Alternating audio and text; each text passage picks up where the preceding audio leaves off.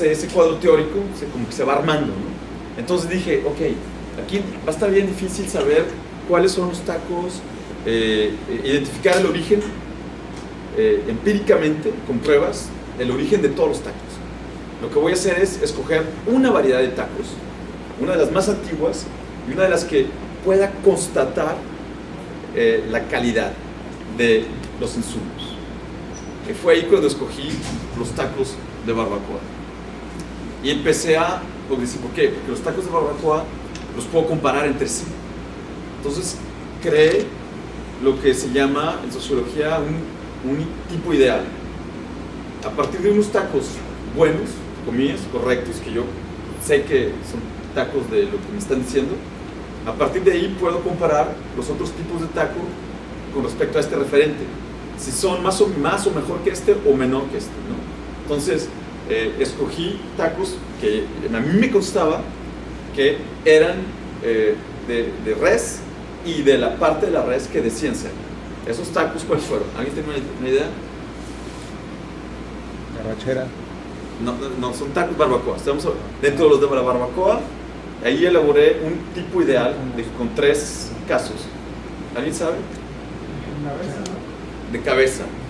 Había los tacos de cabeza, históricamente también son uno tiene que ver cómo se consumía antes, ¿no? La barbacoa, se consumía la barbacoa de cabeza. La barbacoa de cabeza es una técnica de la Huasteca Potosina que se trajeron los migrantes en este éxodo rural que conoció México durante el siglo XX. Migrantes que llegan a Monterrey, que no tienen la formación para integrarse a la industria, a las empresas, etc. Y se ponen a reproducir esta técnica de su región y vender tacos de cabeza de res o a la barbacoa. Y así se ganaron la vida durante mucho tiempo, ¿no? De ahí que los tacos sean este epifenómeno, ¿no? Este epifenómeno, es decir, un fenómeno que esconde otro. Y lo que está detrás es una economía en contracción, en desindustrialización, salarios bajos, y por ende la gente busca alternativas de empleo y alternativas de alimentación baratas. Entonces, los tacos yo los consideré como ese epifenómeno que revelaba estructuras sociales y económicas de esa época, muy precisa. Eran reveladores de ese malestar económico. Entonces, escogí esta variedad de tacos, fui a hacer la historia a la colonia Independencia, porque dije, bueno, ¿dónde se empezaron a vender los tacos? Originalmente, no, pues en la Independencia. ¿Por qué? Porque es una técnica que viene de la Huasteca, de la gente que viene de San Luis, la Independencia, San Luisito. Pues. Fui y viví en la colonia Independencia 4 meses, ahí cerca de la iglesia, ¿cómo se llama? El santuario. Justo arribita, ahí casi los taxis a veces ni me llevaban a la casa. Decían, no, hasta aquí. Y me iba caminando. Nunca me pasó nada. Y ahí frecuentando, paseando otra vez como los geógrafos, pues ahí caminando y me iba familiarizando con la gente. Y los taqueros me veían. Entonces ya cuando yo llegaba al principio a comer y los saludaba y sabían que era de ahí. Y fui creando, este es un aspecto metodológico también interesante, fui creando un vínculo de confianza con los taqueros. Y en esa medida en la que me iba ganando su confianza, pues les decía, oiga, ¿sabe qué? Estoy haciendo una investigación sobre los tacos y la cultura popular, en fin. Ah, no, pues claro, tienes que ir con fulano. Ah, a ver, ¿quién empezó con esto, no? Ah, no, pues, fulano de tal, pues aquí habían 3 familias, los Narváez y los no sé qué, y tal y cual, y pues, aquí está el horno, aquí a la vuelta es más te llevo. Porque ese era taquero taxista, ¿no? Combinaban cosas. Al mismo tiempo, dejaba el puesto y se iba. Entonces, no, en serio, muy curioso. Y me llevó, estaban los Santos, los Narváez y otros. Todos de San Luis, del mismo rancho, el Panalillo, de ahí en San Luis Potosí, por Matehuala. Total, no, pues ya me lleva y me dice, aquí, ahí pregunta. Y digo, en serio, aquí está el horno. Sí, aquí es. ¿Cuánto? No, pues 20 pesos. Los tacos ahí también se los pagué, ¿no? Y me deja ahí. Estoy como que tocando, no salía nadie. Tocaba acá, tocaba al lado. Oiga, ¿quién está aquí? ¿Cómo está la onda? No, allá a 3 casas. ¿No? Ahí voy, no, a 3 casas. Sale un tipo ahí, el hombre lobo, me acuerdo muy mucho, porque el tipo tenía así una barba, así no, descuidada, a la antigua, no sé, muy particular. salió don Isidro, creo que se llamaba Isidro Narváez, y le pregunto, oiga, estoy buscando a fulano de tal, el del cocedor de barbacoa. No, pues quién sabe, no es usted, no conozco. Buenas tardes, buenos días, y me despaché. Y dije, hijo, qué mala onda, y pues nadie más salía de esas casas, ¿no? Ahí por donde baja, casi llegando ya a Santa Catarina. En la época, imagínense, son los años 40, pues eran villas miseria, ¿no? Prácticamente. Pero les permitía recontextualizar los tacos de una villa miseria al centro de la ciudad, en donde el precio aumentaba, ¿no?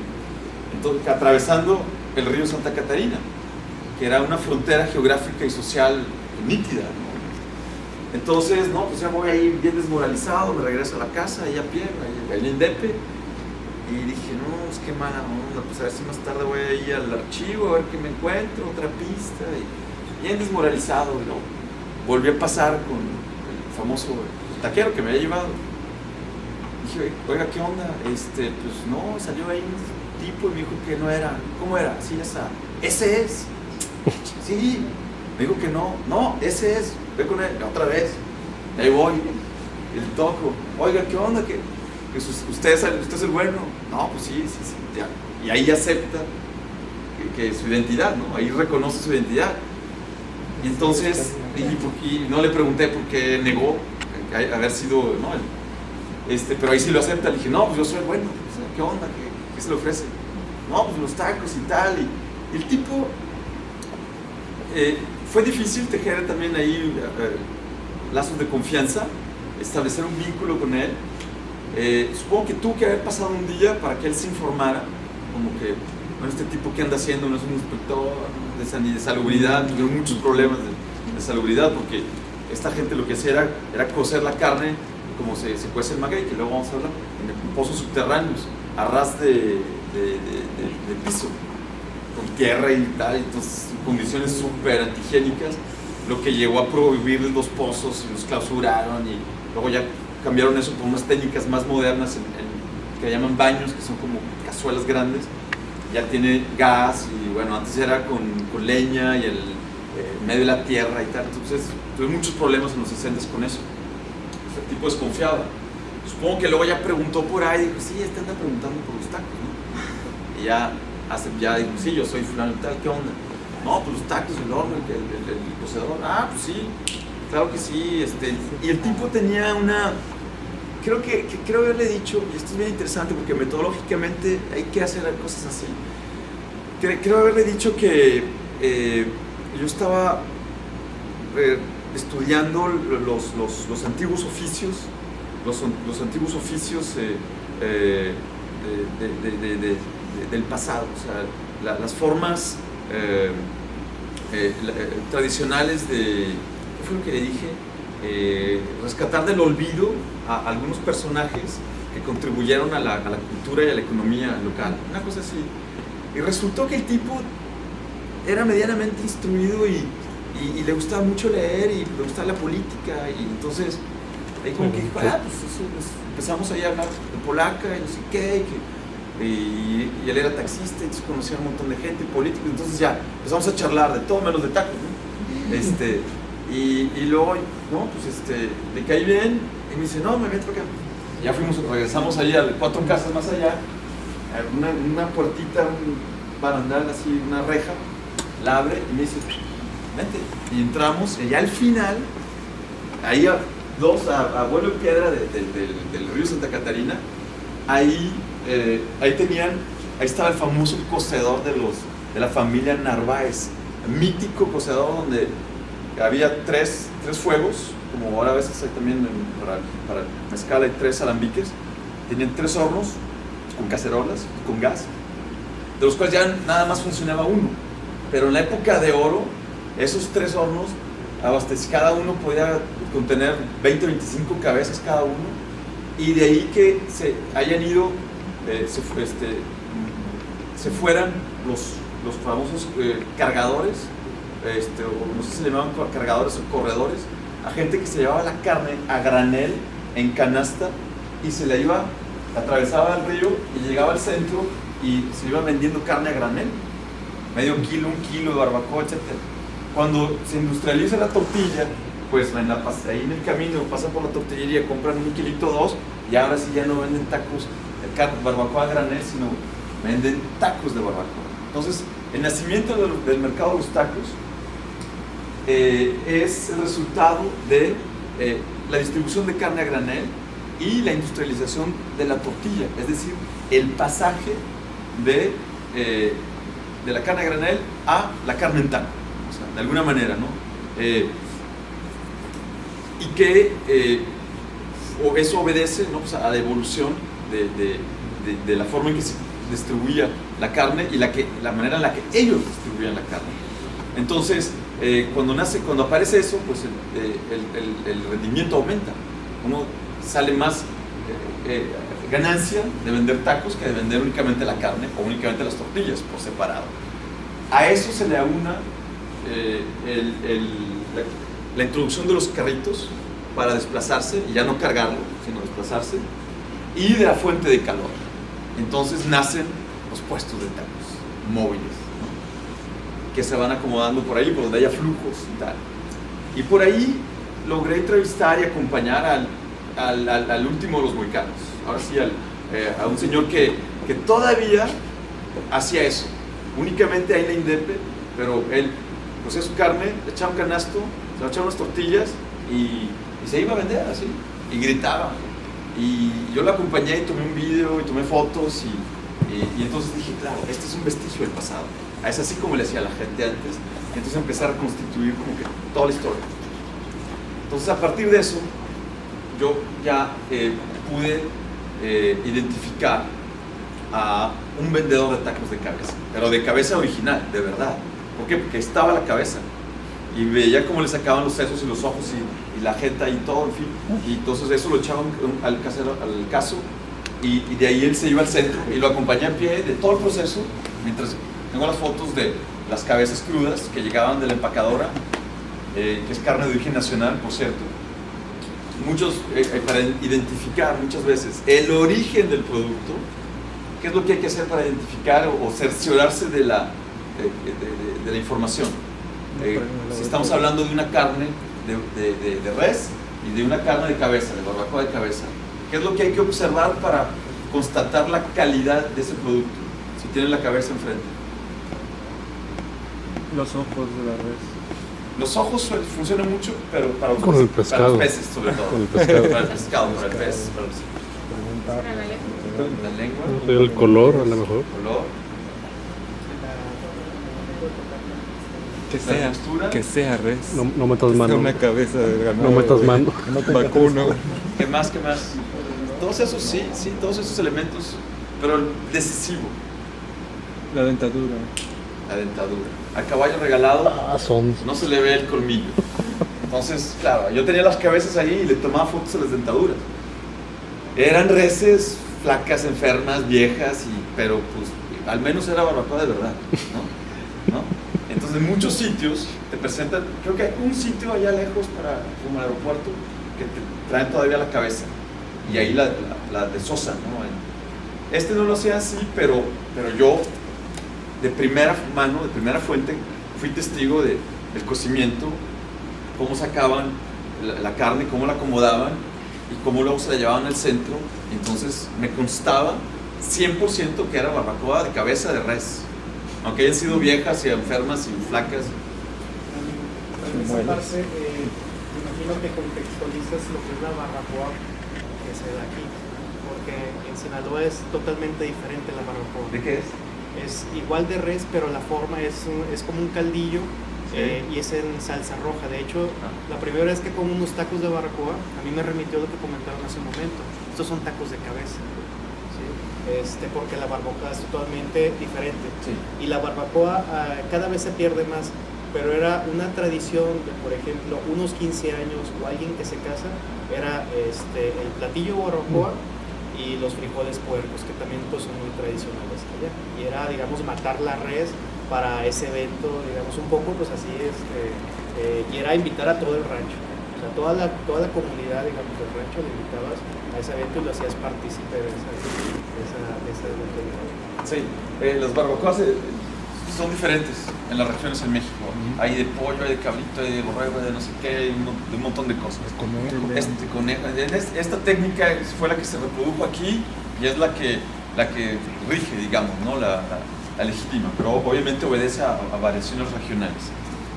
Entonces, tengo ya este caso de estudio, digamos, este ejemplo que me permite tener una referencia.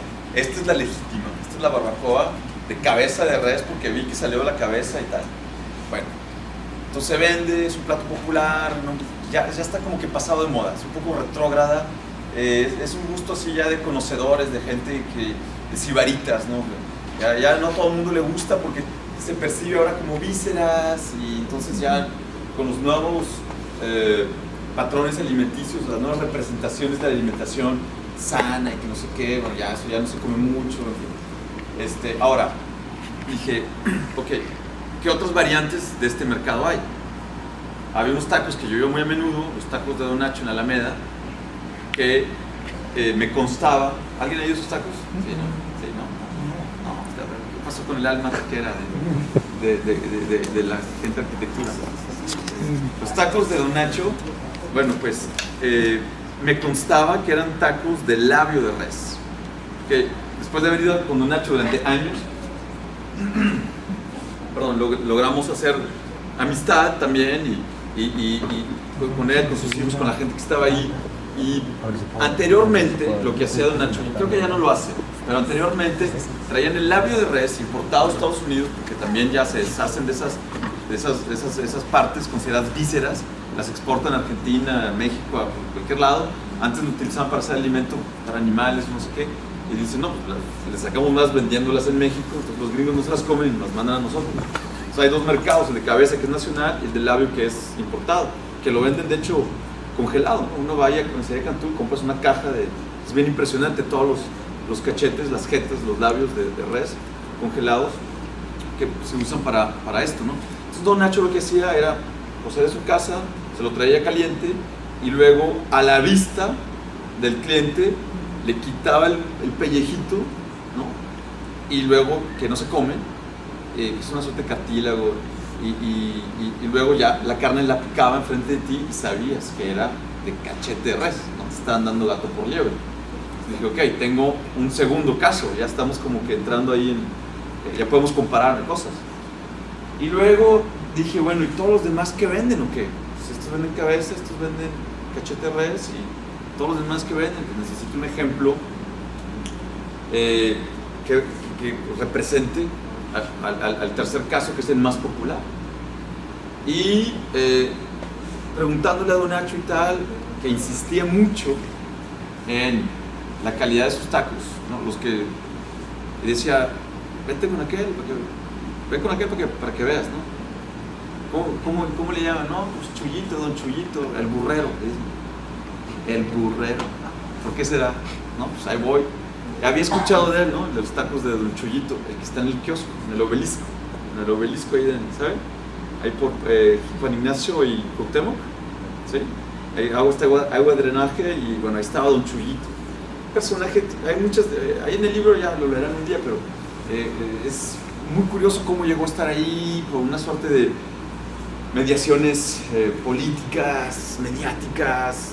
Bueno, Don Chuyito a grandes rasgos te vende carne de balazo, es decir, balazo o de desecho, es decir, lo que sobra, poco así, ahí campechaneado de caballo, lo que sobró de todo, bien cocido, rociado un poco con grasa de res y órale, te vende pues tacos, te asomas a la olla y caray, pues, ¿de qué? No identificas ni la cabeza, ni el cachete, nada, o sea, es carne ahí triturada, entre más picada mejor y entre más salsas o aditamentos como esto, como el chile tomate cebolla, ¿cómo se llama?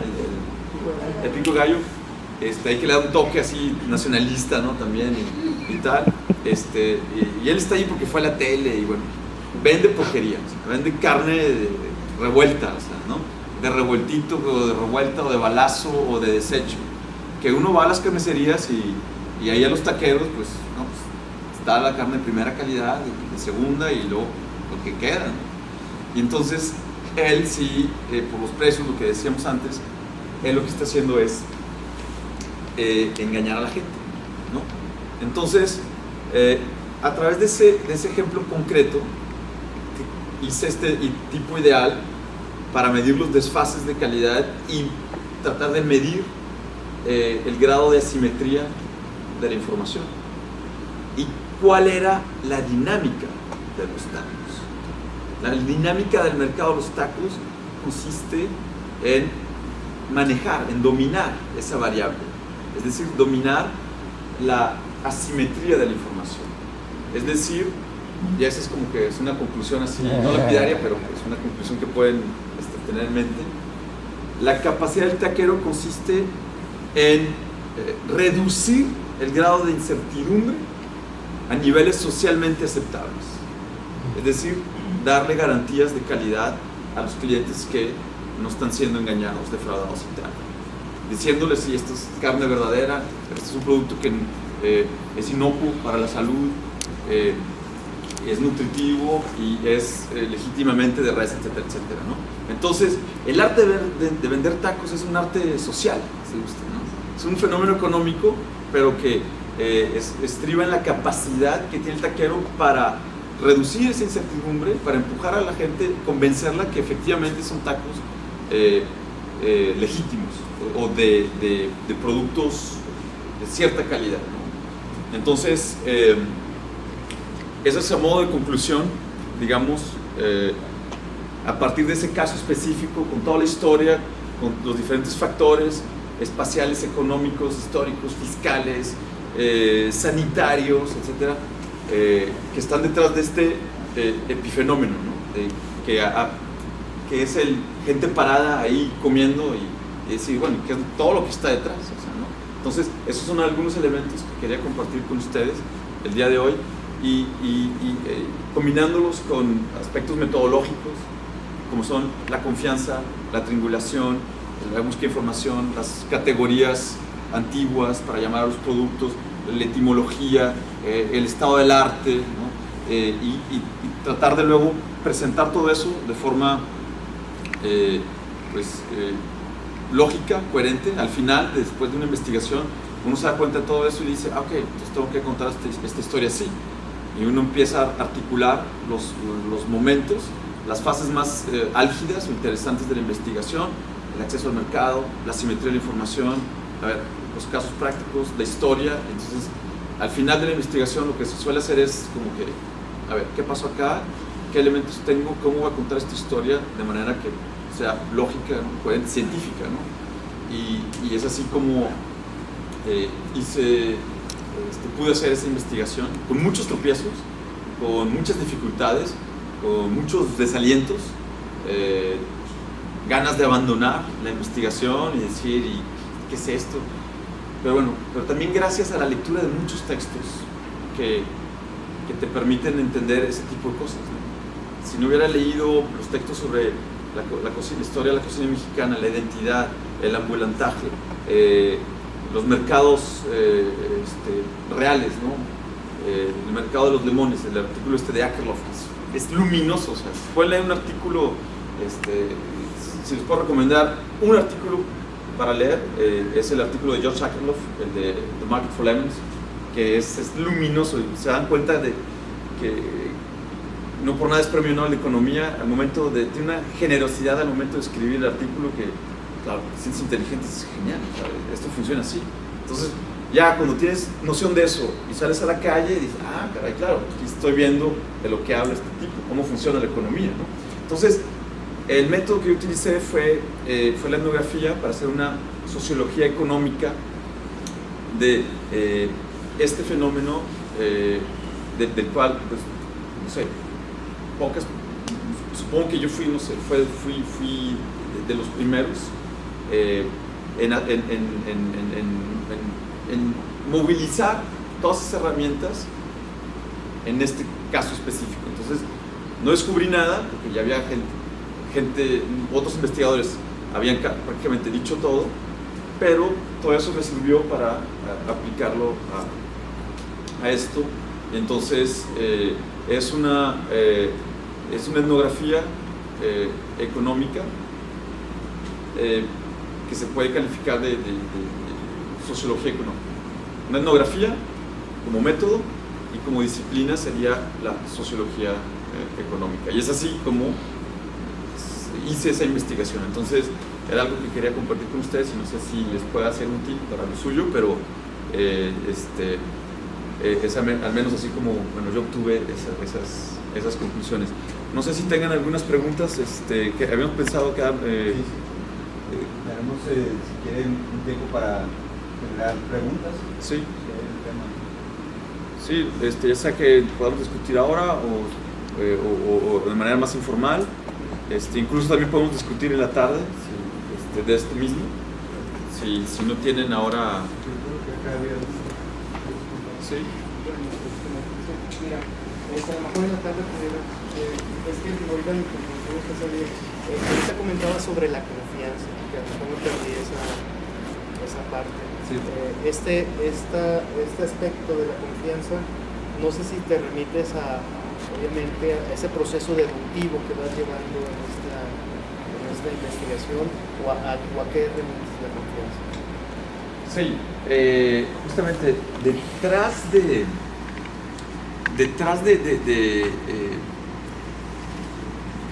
la sociología económica que yo defiendo está esta noción de estudiar el basamento social de la economía. Se remite a eso, no es lo que quería decir hace rato, pero lo olvidé. ¿Qué significa el basamento social de la economía? Significa que los mercados, las interacciones económicas, los intercambios, no se llevan a cabo en un vacío social, sino que hay actores arraigados socialmente, contextualizados, hay fuerzas sociales, hay instituciones. Entonces, el basamento social de la economía es todo lo que esconde el cruce de la oferta y la demanda en la curva. Aquí está el mercado, aquí está el punto de equilibrio fabuloso, pero la curva de la oferta y la demanda pues no revela nada más que fuerzas escondidas, invisibles. Entonces el basamento social de la economía es eso, son factores culturales, sociales, y entre ellos un factor fundamental es la confianza. Es decir, reducir la incertidumbre con respecto a la calidad del producto que vendes es generar una cierta confianza. Te doy algunos elementos, algunas garantías de calidad y sobre todo te trato de inspirar confianza. Se ve en alguien cuando vas buscando o cuando alguien te quiere engañar, se ve un poco en los ojos, ¿no? Entonces vas con la gente y se ve, y esos que no te inspiran confianza muy a menudo son taqueros que te engañan, ¿no? o gente que quiere vender un coche que está chocado y no te dice, que se desvieló, que necesita anillos, en fin. Entonces esa confianza es fundamental para los intercambios económicos. ¿Cómo se genera? ¿Cómo se va dando? Pues a través de diferentes actitudes. No solamente los ingredientes, pero sino el comportamiento. Por ejemplo, el comportamiento moral de un taquero es súper revelador de un comportamiento económico. Algo muy curioso, esa como anécdota, les voy a contar algo. De estos 3 taqueros que yo estudié, bueno, el único que flagrantemente, al menos, se caracterizaba por una notoria poligamia y por despilfarro de dinero, y bueno, pues era el Don Chuyito famoso. Don Chuyito era un caso particular, en donde ves que el tipo, cuando engaña, entonces engaña a los clientes y engaña a su mujer y engaña a todo el mundo. Entonces había una correlación. Los otros, los que vendían productos de calidad, nada, pues tenían su casita, su esposa, su familia, su rancho, todo bien. No, y el que anda chueco en todos lados. Entonces con mi director estábamos observando mucho eso y decía, sí, qué curioso, hay una correlación entre la calidad moral, el comportamiento moral de la persona y el comportamiento económico. Y decía que había justamente una correlación entre eso. Entonces, obviamente, cuando iba con Don Chuyito, oye, ¿qué pasó? ¿No conoces unas muchachitas y no sé qué? Pasó, Don Chuyito, ¿qué onda? ¿No? Que, sí, anduve muy descontrolado la semana pasada y me empezaba a contar historias. Sí, que me fui parrando una semana y ya desintoxicar otra semana. Y andaba chueco, andaba mal. Entonces, y veías ahí en la carne que no. Entonces, todo eso contribuía, ¿no?, a definir la personalidad, la calidad moral y por ende luego la honestidad con la cual trabajaba. Mientras los otros, nada, pues, su casa, su cerveza, su rancho y ya está. Y sí vendían carne, ¿no? Entonces para mí fue muy revelador, muy impactante haber descubierto eso. No sé si a ustedes les llama la atención, pero para mí fue algo que me di cuenta hasta el final. O sea, es como en la política, digo, cuando ves que un político, no sé, engaña o a su esposa o ese tipo de cosas, pues bueno, uno dice, si lo hace allá, ¿qué no lo va a hacer acá? Claro, sí, exactamente. Hay unas correlaciones muy interesantes. Entonces, esa confianza es legítima, ¿ves? La gente que me recibió, que me hablaba de cómo tenía el permiso, de la carne que vendía, que me llevaba a su casa, me presentaba a su esposa, gente que no tiene nada que esconder, que era transparente, Entonces, pues, se transparentaba su comportamiento y eran transparentes los ingredientes que usaba, ¿no? Entonces era honesto. Esa es la primera pregunta que hay que preguntar, ¿de qué somos? Y que todo está escondido ahí, ¿no? En esas dos problemáticas, el acceso al mercado y la simetría de la información y la capacidad de generar confianza en el taquero que está. Y esa confianza se genera, pues, su comportamiento, su actitud, su coche, sus inversiones, qué hace con el dinero, qué hace de su vida, en fin. Y eso, en el libro no cuento todo, cuento de ahí sobre todo no cuento todo, y a veces me guardo detallitos, pero, en fin, esa es muy interesante esa pregunta, sí.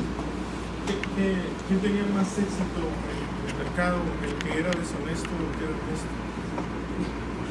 Bueno, mira, es bien interesante esa pregunta, sí, es bien interesante.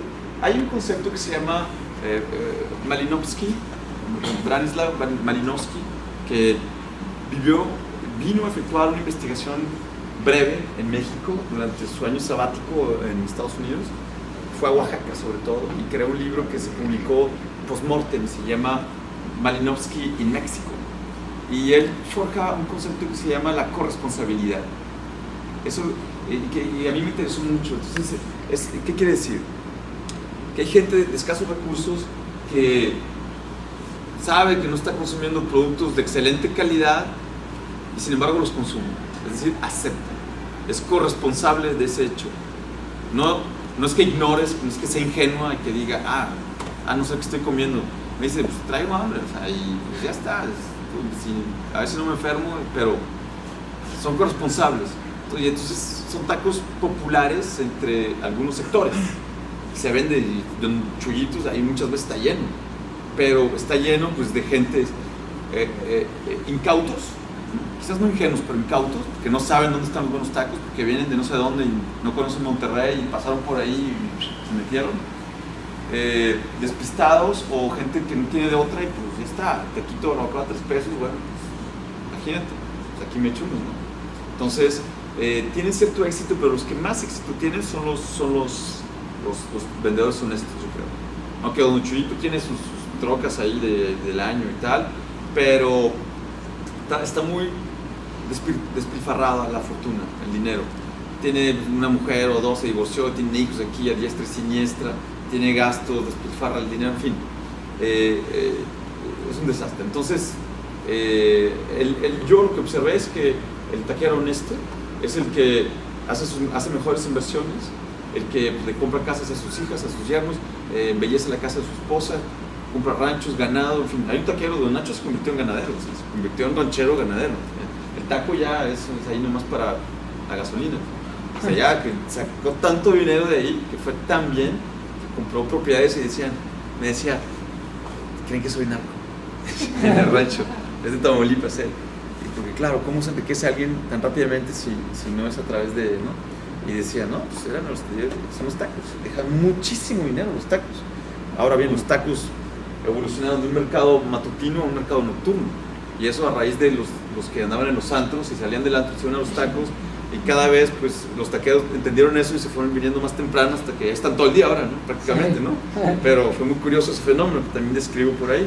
Pero ese es otro rollo. Tengo una duda sobre más metodológica, ¿no? Bueno, pues estas cuestiones de la ética y la moralidad de sociólogo que a nosotros nos impuntan mucho en la carrera. Tú escondías el fin del estudio, ¿no? Para otorgar más confianza, ¿no? Eso yo también lo he hecho, se hace muy seguido para tener más confianza, ¿no?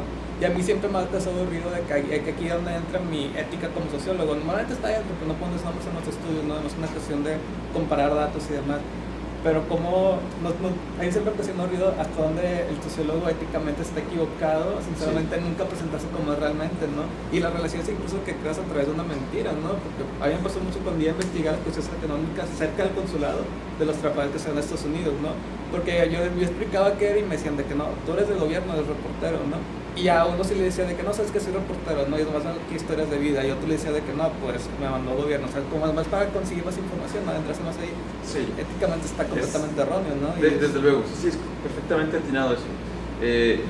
Yo éticamente lo que decía y pensaba ser coherente es que estaba haciendo la historia de los tacos. Me presentaba como historiador, no como sociólogo. Porque es más amigable, menos connotado. Un sociólogo es como que tipo raro, o sea, va a ser una crítica fuerte. Sí, va a ser crítico y va a destruir todo y medio izquierdoso y entonces historiador, Raúl, ya, genial. Viene a ser la historia y yo soy parte de la historia. Entonces, y sí, en parte sí, o sea, no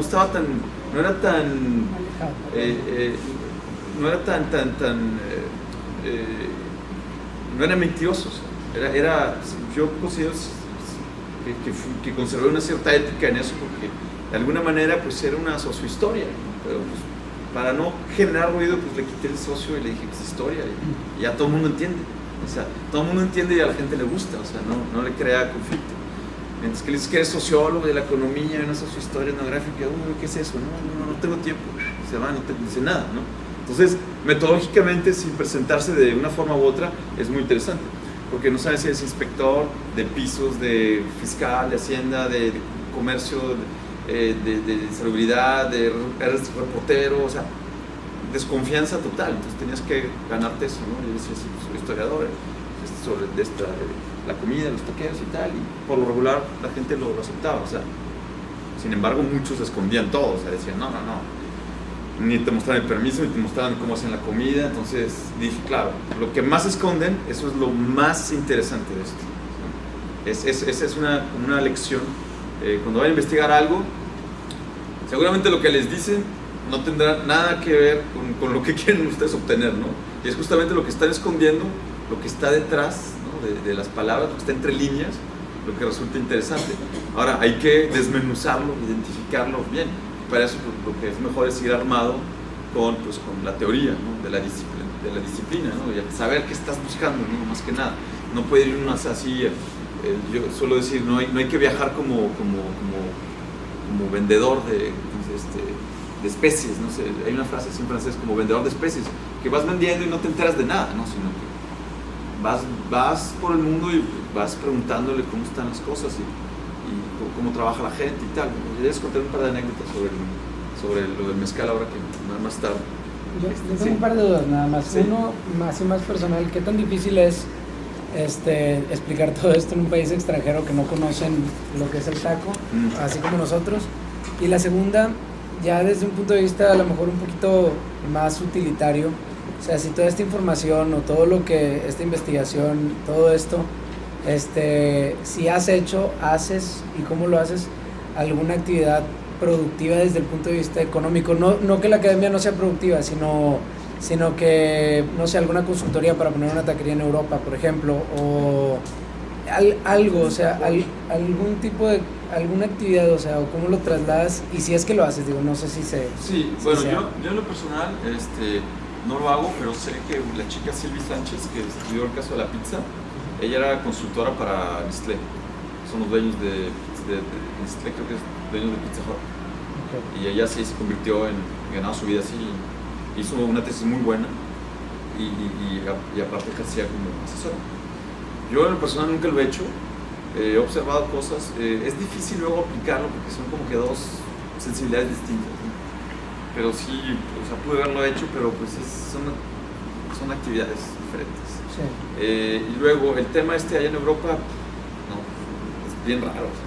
Es bien raro, pero la escuela donde estudié, la escuela de altos estudios, que fue donde, no sé, enseñaban historiadores como Fernand Braudel, que formó muchísima gente, sociólogos como Bourdieu, como Morán, como un montón de gente, gente ligada a Lévi-Strauss, a Descola, en fin, a todos los antropólogos. Ciencias sociales es bien fuerte, tiene una mirada muy noble y muy tolerante con ese tipo de cosas. Entonces, en esa escuela era el sitio ideal para haber estudiado el mercado de los tacos de Monterrey. O sea, el objeto más insignificante del universo, gracias a una metodología, se puede convertir en un cuestionamiento universitario interesante. Pero decía Bourdieu, no hay objetos de estudio menores, todo depende del método con que se construya el objeto y la reflexión. Entonces ahí lo miraron con beneplácito y dijeron, pues sí, es genial, o sea, ese tipo de cosas nos interesan, no todos los temas de los grandes empresarios de México. Ya, eso les da pereza. Les interesan así cosas de esa naturaleza, objetos de estudio menores, pero que sean mayores en su capacidad de revelación, ¿no? de cosas y de estructuras sociales y económicas, ¿no? Que a ese fin de cuentas lo que estudié en la tesis, ¿no? De alguna manera. Pero al final ese objeto o el taco se podría convertir en algo, no sé, el objeto de diseño para fomentar el turismo a una ciudad, ¿no? ¿O no crees que se pudiera con algo así como el taco? Sí, se puede aplicar, se puede hacer ciencias sociales aplicadas, ¿no? O ingeniería social, pero se necesita un talento para ello, se necesita un talento que creo no tengo. Entonces, sí, supongo que se podría explotar mejor, pero sí, no, yo conozco gente que lo hace, o sea, conozco yo gente de Monterrey que tiene taquerías ahí, les va de maravilla, ganan más que yo. Y dije, pues claro, qué tonto, debería haber puesto unas taquerías, también yo, o sea, ¿no? Pero no tienes idea, ahora se ganan muchísimo dinero, o sea, es un negociazo. En el 2009 no había tantas, ahora hay un montón de taquerías. Entonces cuando terminé, pues afortunadamente me saqué la plaza de profe en la universidad y me dediqué a eso. Ahora, si no hubiera encontrado plazas, supongo que me hubiera regresado o me hubiera puesto a vender tacos, quizás. De tanto conocimiento. Sí, puede ser así. Concluimos ahí por el momento y continuamos por la tarde. Sí, si no hay más preguntas por el momento, bueno, pues entonces nos veríamos a las 3, que la idea es volver del 3 a 6 y nos expondría otra vez, otro caso, ¿no? Es también muy interesante. Y también explicando el método, ¿no? Que creo que a muchos les interesa. Ya no te interrumpí, pero ni a nadie porque estaban muy interesados, pero aquí nos dejaron algunos sándwiches, no son tacos, pero bueno, algo anda. Bueno, pues es otro objeto de estudio. Los estudiamos. Sí, entonces, si los quieren pasar a hacer la etnografía.